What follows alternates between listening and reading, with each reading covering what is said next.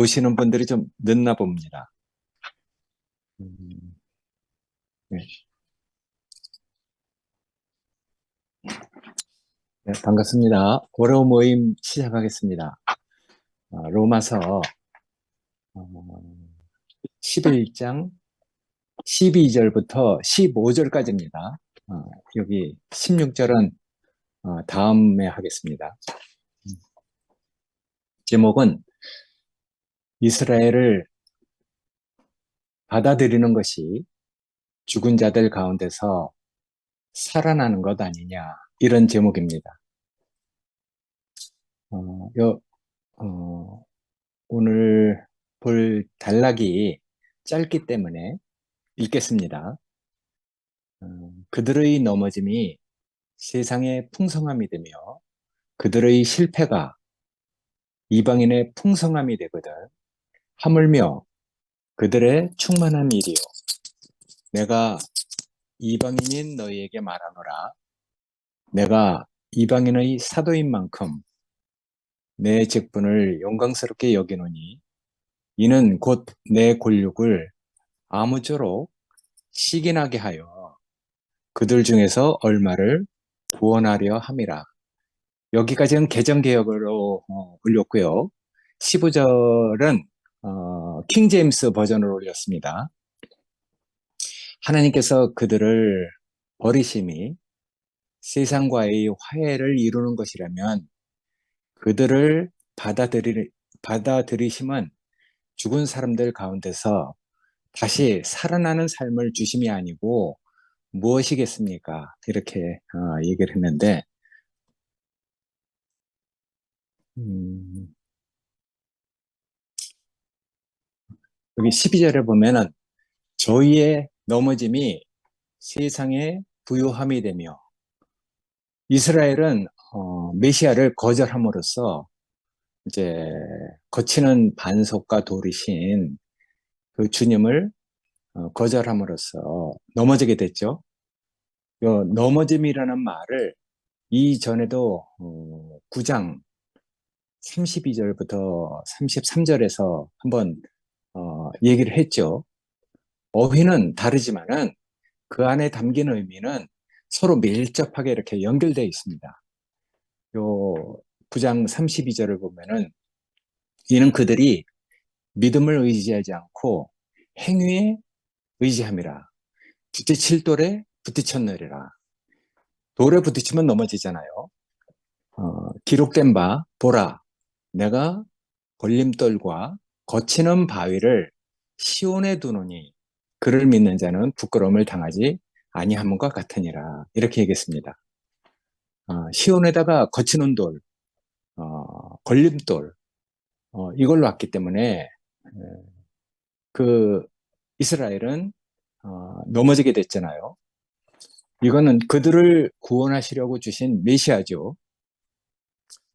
시온에 둔 걸림돌, 거치는 바위, 부딪힐 돌, 그들을 구원하려고 보낸 메시아인데 이스라엘은 메시아를 기다리는 백성이었잖아요. 성경이 그렇게 얘기를 하고 선지자들도 그렇게 얘기하고 지금 이스라엘이 처해 있는 그 상황도 메시아가 아니면은 자기네들은 구원받을 수 없다는 그런 절망적인 가운데 있단 말이에요. 그러니까 그런 절망 가운데 있는 이스라엘을 구원하려고 주신 메시아 이분을 거절했기 때문에 그들은 이제 부끄럽게 됐거든요. 그러므로 내가 말하노니 저희가 넘어지기까지 실족했느냐? 그럴 수는 없다. 바울은 그들이 영원히 곤두박질 쳐서 이제 다시 일어설 수 없는 정도까지 실족하지 않았다. 넘어지긴 했지만은 다시는 일어나지 못하는 그런 상태로까지 된 거는 아니다. 이렇게 얘기를 한 것이거든요. 당연히 그 속에는 무슨 속셈이 있는 것이죠. 그러니까 이렇게 이제 수사적인 말을 하고 반론을 제기하는 것이잖아요. 이스라엘이 걸림돌에 걸려서 넘어진 것은 오히려 이방인이 구원으로 편입될 수 있는, 구원을 받을 수 있는 수단이 됐다는 것이거든요. 예를 들어서 먼저 우리가 한번 교통연구처럼 애굽의 그 바로 우둔하게 됐잖아요. 자기 나라를 다스리는 데서는 그만한 사람이 없습니다. 근데 하나님의 일에 대해서는 우둔하게 됐거든요. 그래서 이제 이스라엘은 바로가 우둔하게 된 그 틈을 통해서 출애굽을 한 것이죠. 그런 것처럼 이스라엘이 지금 걸려서 넘어지고 우둔하게 됐죠. 하나님의 일에 대해서 눈이 멀고 귀가 막혔기 때문에 하나님이 보낸 메시아를 받아들이지 못하게 됐단 말이에요. 그러니까 이스라엘의 그 넘어짐, 우둔하게 되면 어떤 의미로든 이방인의 구원과 관련되어 있다는 것을 얘기를 하는 것이거든요.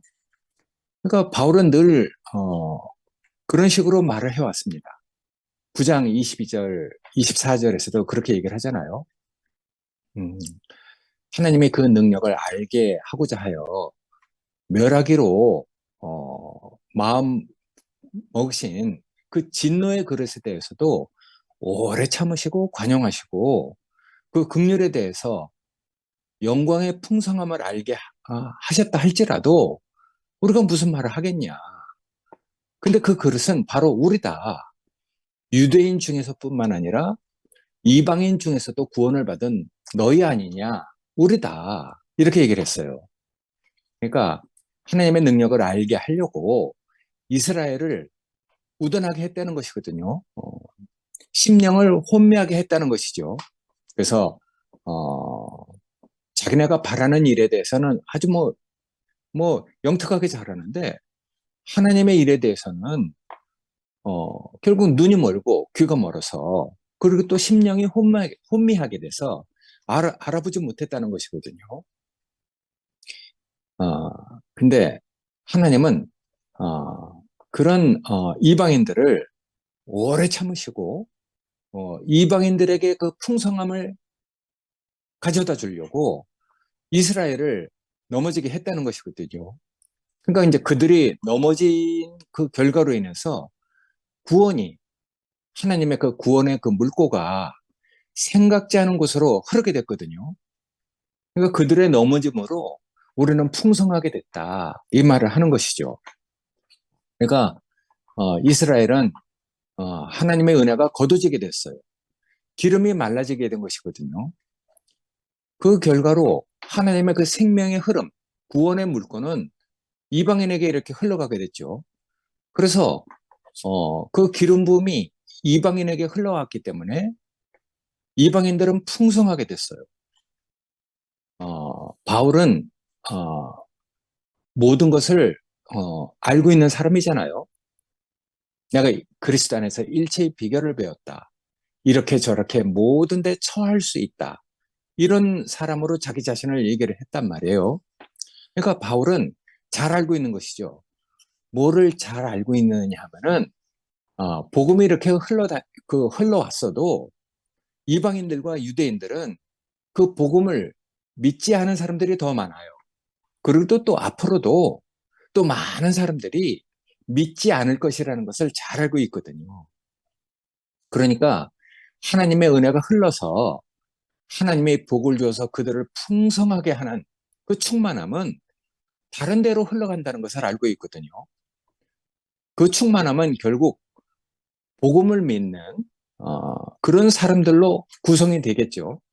그러니까 바울이 말하는 방식을 보면은 그 무슨 말을 하려고 하는지 그 익숙해져 있으면 잘 알게 됩니다.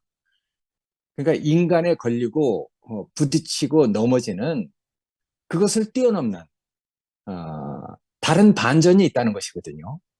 그러니까 사람의 생각과 다르게 한쪽은 넘어지고 부딪히고 걸림돌에 걸려서 비참한 지경에 이르렀다 할지라도 하나님의 은혜는 다른 곳에서 찬양을 한다.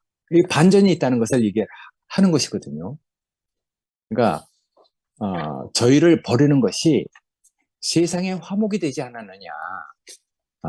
그러니까 그 반대적인 상황을 얘기하면서 하나님의 은혜가 어디로 흘러가는지 그것을 구체적으로 얘기를 하고 있잖아요. 그래서 전반부에도 우리가 그렇게 교제해왔던 그런 논의, 그걸 밑에 깔아놓고 얘기를 합니다. 한 사람의 그 범죄로 인해서 많은 사람이 죽었지만은 더욱더 하나님의 은혜가 많은 사람에게 넘쳤다. 그러니까 어떤 쪽은 범죄로 인해서 죽었지만은 그런 결과로 하나님의 은혜는 다른 많은 사람에게 넘쳤대요. 또 한 사람의 범죄로 말미암아 사망이 왕노릇 하였지만은 또 한쪽에는 더욱더 은혜와 의의 선물을 넘치게 받은 자들이 생명 안에서 왕노릇 한다는 것을 얘기하고 있었잖아요. 그러니까 항상 무언가를 대비를 해서 우리에게 그걸 다시 한번 돌이켜서 생각할 수 있도록 말을 해가고 있어요. 근데 조금 전에 이렇게 그 봤던 그 두 본문에서는 마찬가지로 범죄가 동일하게 등장하잖아요. 아담의 넘어짐. 그러니까 그 비유가 지금 요 11장에서는 핵심적인 역할을 하는 것이죠.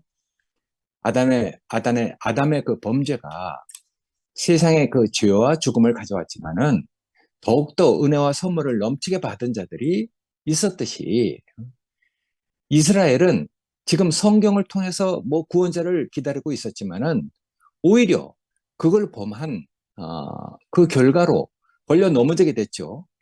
그래서 이스라엘은 어쩌면은 여기서 얘기한 죄를 재현하고 있었어요. 그래서 이스라엘의 그 범죄로 넘어진 것은 이방인들에게 구원의 그 풍성함을 가져왔다는 말을 상대적으로 하고 있는 것이거든요. 그래서 이제 바울이 이 하나님의 은혜가 너희에게 어떻게 흘러왔는지 이스라엘이 그렇게 걸려서 넘어졌고 우둔하게 됐기 때문에 하나님의 그 풍성함이 너에게 왔다는 것을 얘기를 합니다. 근데 이제 13절에서는 그렇게 얘기하잖아요. 내가 이방인인 너희에게 얘기한다. 너희에게 말하노라 이렇게 얘기하는데 사실은 이 말 속에는 뼈가 들어있잖아요. 언중유골이라고 말 속에 뼈가 있는 것이죠. 그것은 이방인의 그 자만에 대한 경고가 들어있습니다. 너희가 자만하면 안 된다. 아, 유대인이 그 빠져들었던 덫, 유대인이 지금 어떤 일에 걸려 넘어졌잖아요. 다른 비유로는 덫에 걸려서 덫에 이렇게 그 이제 치이게 된 것이죠. 어, 그러니까 어, 유대인들이 그 올무에 빠져들었던 그런 덫, 그건 뭡니까? 자기네만 선민이고 자기네는 다른 민족하고 다른 특별한 우월성을 가지고 있는 그런 덫에 채여서 지금 빠져드는 것이잖아요. 그러니까 민족의 우월성, 자기네는 선민이라는 특별한 민족이라는 이런 우월성의 덫에 걸려서 오히려 메시아를 거절하고 그리고 그들은 어떤 올무에 빠져들게 돼 있거든요. 그러니까 그런 경고가 들어있어요. 자만하지 마라. 교만하면 안 된다. 이런 말을 하고 있는 것이거든요. 그러니까 현실적인 유대인들은 십자가라는 형태를 가지고 혼미해진 심령에 그 덫에 걸려 있죠. 그러니까 왜 이렇게 됐는지 다 그런 이유가 있는 것이죠. 그러니까 그들의 그 자만은 반대자로 심판하고 원수로 판단해서 다른 것을 틀린 것으로 얘기하고 쫓아내고 막 이러잖아요. 그러니까 그게 자만이죠. 교만이죠. 예전엔 그러지 않았어요. 이스라엘도 예전엔 안 그랬어요. 음. 그러나 그 뒤에 어쨌든 시온에 두신 그 걸림돌, 그들을 구원하려고 보내신 메시아를 거절했기 때문에 그들은 이런 비극적인 상황 속에 빠져 있게 된 것이거든요. 그러니까 바울은 자기가 그렇게 얘기합니다. 내가 이방인의 사도로 부름받은 자기 자신이 영광스러운 직분을 가지고 있다는 것을 얘기를 합니다. 그래서 그는 하나님께서 이제 메시아를 중심으로 해서 새롭게 구성되는 하나님의 그 백성들, 그 이방인들을 환영하고 받아들인다는 그런 소식을 가는 곳마다 전하고 있었잖아요. 주로 회당에서 그 동족 유대인들에게 서서 말하고 그랬죠. 그 당시에 다 유대인들의 회당이 곳곳에 많았으니까 제자들도 사도도 다 그런 회당에서 그 복음을 전하고 그랬었거든요.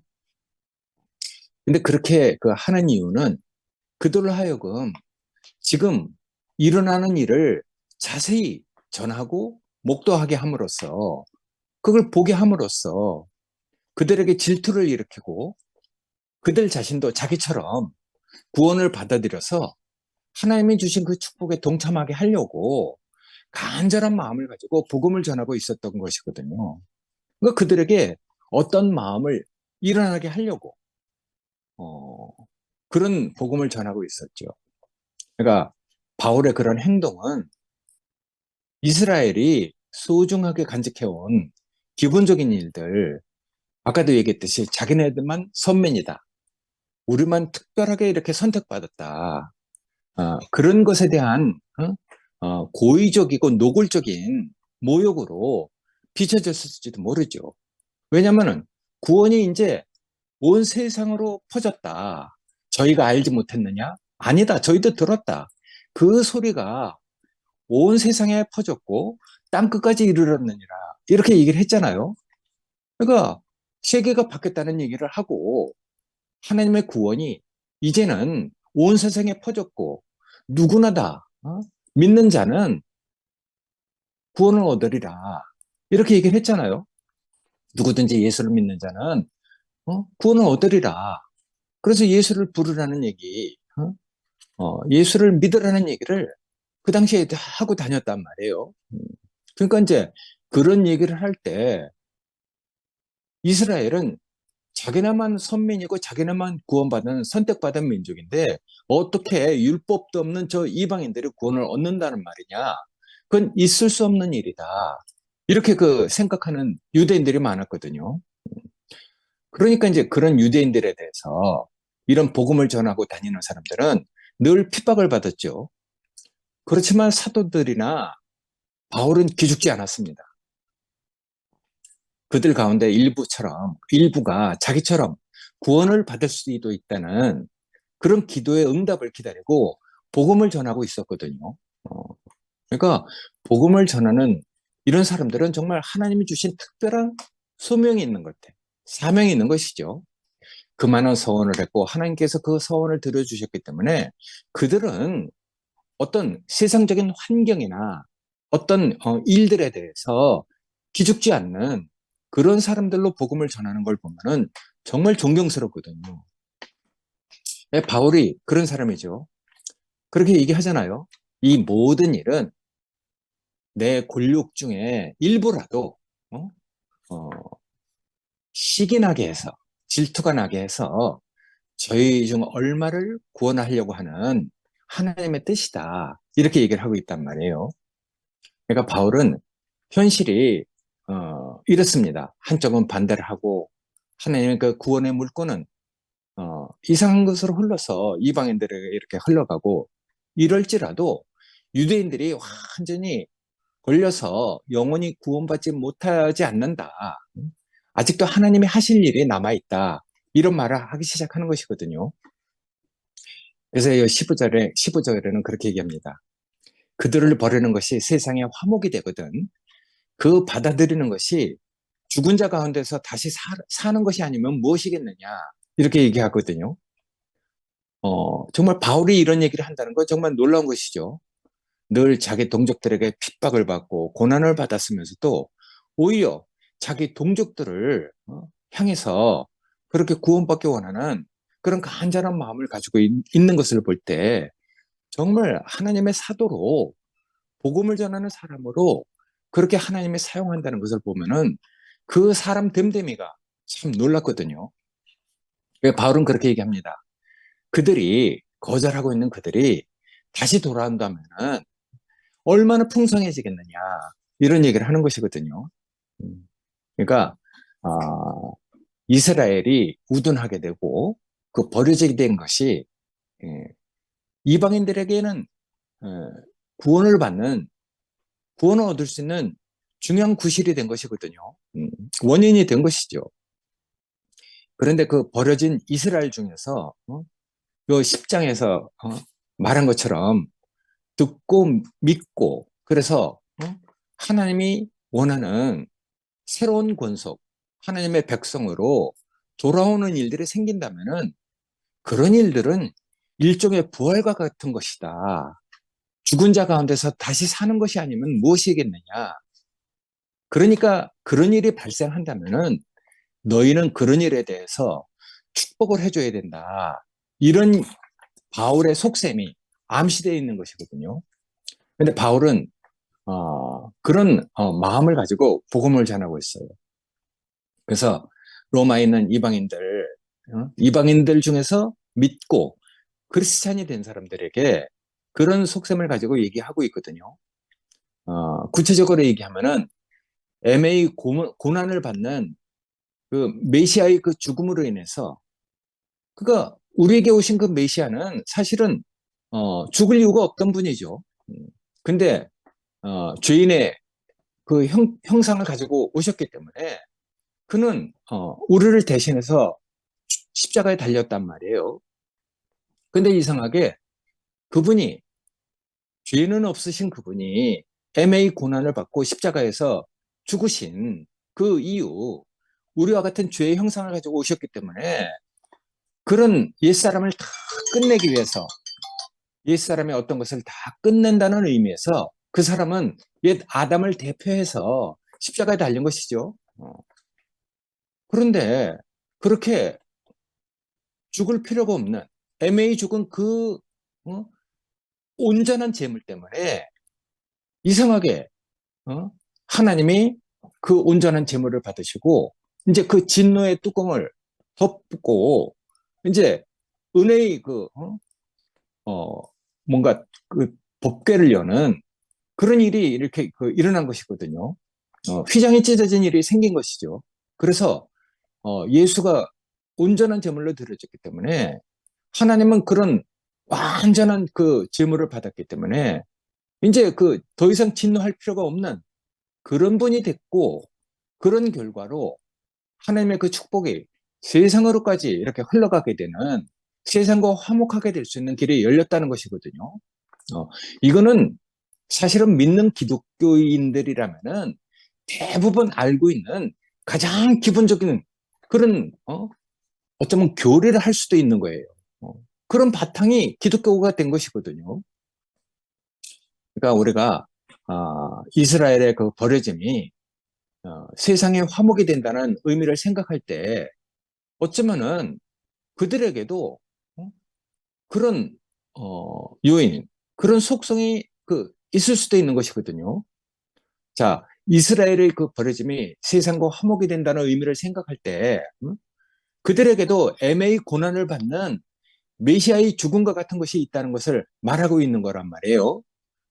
자, 유대인들을 보면은 정말 그 메시아를 반대하고 거절하는 이런 완악한 사람들도 있지만은 아무런 영문도 모르고 같이 그 덫에 빠져 있는 순진한 유대인들도 있을 거 아니겠어요? 이스라엘이라 그래서 다 거절했겠습니까? 그건 다른 사람들도 있는 것이거든요. 그래서 이스라엘을 그렇게 얘기할 때 두 가지로 이렇게 이제 그 사이를 구분하잖아요. 은혜로 택하심을 받은 남은 자, 그거 레멘트, 이 남은 자들이 있고 구원을 얻지 못한 나머지 레스트가 있는 것이거든요. 그러니까 이스라엘을 그 사이를 두고 구별하는 것이죠. 그러니까 아직 나머지 중에서도 정말 영문을 알지도 못하고 그냥 물결이 그렇게 흘러가니까 그 속에 빠져서 영문도 모른 채 흘러가고 있는 사람이 있다는 것이거든요. 그러니까 그런 사람들 나머지 속에 있는 우리는 남은 자가 됐잖아요. 바알에게 무릎을 꿇지 않은 칠천자처럼 우리도 택하심을 따라서 구원 얻은 남은 자가 됐단 말이에요. 근데 이스라엘 속에 그 나머지, 어? 그 속에 있는 영문도 모르고 흘러가고 있는 그 유대인들, 그런 사람들이 만약에 구원을 얻고 다시 돌아온다면은 그것은 마치 작은 부활절과 같은 어, 그런 일이 있을 것이다. 그러니까 너희는 혹시 그런 일이 있으면 축하를 해야 될 것이라는 바울의 속셈을 얘기하고 있는 것이거든요. 그래서 그렇게 얘기합니다. 그 받아들이는 것이 죽은 자 가운데서 다시 사는 것이 아니면 무엇이겠느냐 이렇게 얘기하는 것이거든요. 그러니까 죽은 자로부터 생명으로 돌아오는 일이 생긴다는 것이거든요. 그러니까 다 죽은 줄 알았는데 그 중에서 다시 생명으로 돌아오는 자가 있다는 것이죠. 여기 보면은 요 킹 제임스 그 번역에 보면은 다시 돌려받음. 어, 여기 보면은 receiving back again 이렇게 써 있는데 요거는 이제 킹 제임스 번역에서 있는 신약에서 딱 한 번 나오는 구절이거든요. 단어가 그렇습니다. 그러니까 다시 돌려받다. 죽은 자로부터 생명을 따라서 얻은. 그러니까 바울은 그런 얘기를 하면서 이미 우리가 예전에 그 교통을 했던 4장 17절에 이미 말했던 그런 것들이 다 심중에 있는 것이거든요. 하나님은 죽은 자를 살리시며 없는 것을 있는 것처럼 부르시는 이다. 어저께 우리가 최정문 목사님 그 말씀을 들으면서 아브라함이 그런 사람으로 구원을 얻잖아요. 100세 때 자기가 정말 사라와 자기는 정말 죽은 자와 방불한 사람이었어요. 그때까지는 믿음이 없었잖아요. 근데 이제 100세 때 이삭을 주시고 이삭을 얻고 나서 아브라함은 믿음의 조상이 됐단 말이에요. 이삭을 보고 어떻게 안 믿을 수 있겠습니까? 근데 그런 일은 여기 써 있는 것처럼 죽은 자를 살리시며 없는 것을 있는 것처럼 부르시는 이다. 여기 얘기하잖아요. 아브라함이 바랄 수 없는 중에 바라고 믿었다. 그러니까 이는 내 후손이 이와 같다. 이렇게 얘기를 했어요. 우리는 다 어쩌면 어, 또 확실하게 아브라함의 후손이잖아요. 그러니까 내 후손이 이와 같으되 죽은 자를 살리고 없는 것을 있는 것처럼 부르시는 하나님. 어, 그리고 바랄 수 없는 중에 우리가 바라고 믿은 그런 사람으로 우리가 다 생명을 얻었잖아요. 그러니까 아브라함의 후손들이 다 이렇다는데 바로 우리가 이제 그런 사람들이죠. 그래서 아브라함의 그 믿음을 바울은 지금 자기 말로 하고 있는 것이거든요. 내 후손이 이 같으리라 그렇게 말했잖아요. 죽은 자를 살리시며 할 때 다시 돌려받은 생명. 아까 그렇게 얘기한 죽은 자로부터 생명으로 다시 돌려받은 그 킹 제임스 번역에 딱 한 번 나오는 그 어휘. 그러니까 이 다시 돌려받은 생명, 다시 살아난 구원의 그 풍성함, 바랄 수 없는 중에 우리에게 구원을 주신 온전한 하나님, 음? 온전한 하나님을 담아낼 그릇은 그럴 때 그 그릇이 준비가 되고 하나님이 담겨지는 것이잖아요. 그러니까 우리가 생각할 수 없는 일들을 통해서 하나님은 우리에게 담겨져요. 바울의 예를 들면 그렇잖아요. 바울은 자신을 괴롭힌 동족들이 여전히 자기를 쫓아다니면서 괴롭히고 있어요. 근데 그가 주님을 알지 못했더라면은 그 정말 원수 같은 사람들이잖아요. 얼마나 괴롭게 했는지. 우리가 사도행전을 보면은 바울이 당한 고난을 보면은 정말 그 놀랍죠. 근데 주님을 알지 못했더라면은 원수 같은 자들 다 죽이고 끝내면 된다고 생각했을 거예요. 옛날 바울이 그랬던 사람이잖아요. 내가 나사렛 예수, 이단의 그 괴수, 나사렛 예수를 쫓아다니는 자들을 죽이기 전까지는 내가 먹지도 마시지도 아니하리라.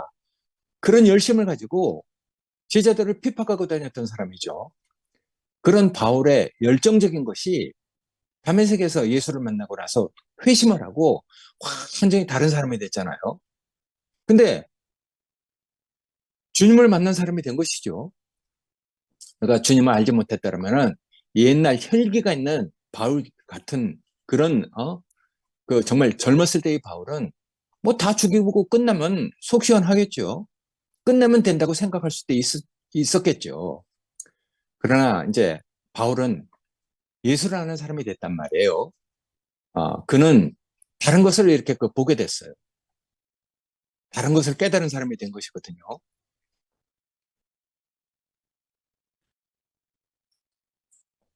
그러니까 우리도 바울을 보면서 우리 인생도 이제 그렇게 발견이 된단 말이에요. 여기 보면은 원수가 있어도 원수를 죽여도 끝나지 않은 문제가 여전히 남아 있잖아요. 그러니까 철없을 때는 원수가 있으면 원수를 죽이고 끝내면 속이 시원합니다. 원수가 죽으면 문제가 다 사라진다고 생각하거든요. 근데 그렇게 되면은요, 하나님께서 우리 인생에게 일하시는 것은 전부 다 거짓말이 되고, 우리는 다시 하나님을 거짓말하는 자로 만들고, 우리는 다시 세상이 되고 맙니다. 그러니까 바울은 전혀 다른 사람이 된 것이죠. 주님을 만난 사람이 된 것이죠. 그래서 바울이 만난 주님은 여기 성경에 그렇게 써 있지 않지 않지만 다른 성경을 다 종합해서 보면은 말을 요약해서 말하면 그런 것입니다. 분노하지 마라. 네가 보복하려고 하지 마라. 네가 악한 역할을 맡지 말아라. 그들에게 보복하기 위해서 내가 너에게 준 명예로운 길을 포기하지 말아라. 악에게 지지 말고 선으로 악을 이겨라. 그렇게 얘기하잖아요. 우리에게 착한 일을 시작하시니까 그리스도의 날까지 이를 때까지 우리를 갖다 온전하게 이끌 것이라는 그런 말도 한단 말이에요. 그러니까 우리가 무슨 인생을 살도 있든지 간에 주님 안에서 우리가 맡은 역할을 해야 되잖아요. 바울은 그걸 알고 있는 사람이에요. 그러니까 하나님의 손에 잡히면은 우리 안에서, 우리 인생 안에서 이해가 안 되는 일이 벌어지는 것이죠. 근데 그렇게 이해가 안 되고 허파가 뒤집어지는 그런 일을 통해서 하나님은 나를 만들어가는 것이잖아요. 어, 나를 괴롭게 하는 자, 악한 자를 죽여서는 사실은 무엇을 얻을 수 없는 사람으로 우리 자신이 그런 그 길에 들어서는 것이거든요. 그런 억울한 일이 없었으면은 내 인생 안에 하나님을 채울 수 있는 길이 없어지는 것입니다. 그렇지 않습니까? 그렇지 않으면은 우리는 다 옛날 우리 옛사람이 살던 대로 그런 방식대로 그렇게 사는 것이죠. 그건 뭐겠어요? 돈 있고 등 따뜻하고 배부른 것으로 다 사실은 끝나거든요. 근데 하나님은 그렇게 놔두시지 않겠다는 거예요. 만사형통하고 헛된 자존심 세우는 걸로 너희를 끝내게 하지 않는다. 너희를 그렇게 살게 내버려 두지 않는다. 하나님이 우리에게 어떤 일을 하셨잖아요. 그게 우리에게 구원이 된 것입니다. 그러니까 우리는 하나님을 만난 사람이죠. 예수 그리스도를 만난 사람이죠. 하나님은 우리 옛사람이 원하는 대로 그렇게 살도록 내버려 두지 않겠다. 그렇게 말씀하시는 것이잖아요. 만사형통하고 헛된 자존심 세우는 것. 그걸로 끝내지 않고 하나님 자녀의 영광스러운 그런 인생을 살게 하겠다 이런 것이거든요. 거짓된 인생을 살게 내버려 두지 않는다. 그렇게 이렇게 저렇게 살다가는 허무한 일회용 인생으로 너희들을 내버려 두지 않는다 이런 말이거든요. 너희는 내가 택한 그런 내 백성이다. 어, 그러니까 너희가 원해서 구원을 얻은 것이 아니라 너희는 택하심을 따라서 은혜로 남은 자가 된 것이다. 이렇게 얘기하잖아요. 그러니까 내가 택하여 부르는 사람들이다. 너희는 내 백성이다. 내가 창조했다. 이런 말씀을 하시는 것이잖아요. 그러니까 내가 하나님 아니냐. 내가 하나님인 것 같이 너희는 내 자녀다. 영광스러운 내 자녀다. 그러니까 너희는 내 자녀라는 영광스러운 그런 삶을 살아야 된다. 이런 말을 하고 있는 것이잖아요. 야, 그러니까 우리가 그런 말을 듣는 사람으로 하나님의 자녀가 됐다는 것. 그게 얼마나 감사한 일입니까? 우리에게도 얼마나 많은 일이 있었습니까? 원치 않은 일, 원하지 않았던 일이 다 있었는데, 예전에 우리 같으면은 다 사실은 우리가 하지 못해서 그렇지, 뭐 하여튼 그런 것들이 뭔가 그 능력이 있고 뭐가 있으면 다 끝내고, 그런 일하고 상관없는 대로 우리가 평안을 얻고 그렇게 살면 얼마나 좋았겠습니까? 근데 우리가 원하는 대로 되면은 하나님이 담겨질 그릇으로 우리가 준비가 되지 않는다는 거예요. 그래서 우리가 정말 우리 속에 있는 뭔가를 내려놓게 한 것이죠. 우리 속에 있는 그 어떤 복수의 칼, 어쩌면 원망하는 이런 모든 이런 것들을 다 내려놓게 해서 하나님 앞에서 우리를 비운 사람으로 우리를 이끌어 가잖아요. 그러니까 우리가 원하는 대로 뭔가가 다 해결되기 원하면은 하나님을 담아낼 그릇으로 우리가 준비가 되지 않는 것입니다. 근데 우리가 알 수 없는 길, 우리가 원하지 않는 길, 그래서 우리가 예수를 보면은 우리 속에 있는 그 모든 것이 다 부질없고 쓸데없다는 것을 우리가 다 알게 되잖아요. 그게 이제 바로 십자가죠. 음, 그래서 우리가 십자가를 통해서 예수를 보고 예수를 만난 사람은 우리 속에 있는 뭔가 원망하고 비난하고 복수하고 싶은 그런 칼들을 다 내려놓게 됩니다. 그게 정말 예수를 만난 사람이잖아요. 바울에게 사실은 그렇게 쳐들어온 주님이 바울에게 그렇게 쳐들어왔고 사실은 우리 영혼을 비집고 들어온 분도 바로 그런 분이에요. 그러니까 난 그런 분이 우리 인생을 이끌어가고 있다는 것이 정말 너무 감사하거든요. 그래서 우리가 이런 일, 저런 일을 다 겪으면서 우리 속에 있는 그 많은 것들을 통해서 그런 것들을 내려놓게 함으로써 하나님이 담겨질 그 그릇으로 우리를 이끌어 간다는 것. 이 바울 로마서를 보면서 정말 우리가 가지고 있던 이 생각들, 이런 것들이 바울 안에서 이렇게 다 그리스도의 마음으로 바뀌어져 가는 이런 놀라운 교통을 할 수 있다는 것이 우리에게 정말 은혜 중에 은혜라고 생각이 되거든요. 하여튼 이런 바울의 마음을 우리가 알아갈 수 있는 이런 놀라운 은혜를 누릴 수 있게 해주셔서 너무 감사하고 이게 뭐 나 혼자서 이렇게 살아내는 게 아니라 그런 사람들로 이 두시 모임 사람들이 이렇게 하나님의 그 교회로 그리스도의 몸으로 건축되고 있잖아요. 이런 형제들하고 같이 산다는 것이 내 인생에 있어서 가장 복이라고 여겨집니다. 감사합니다. 아멘.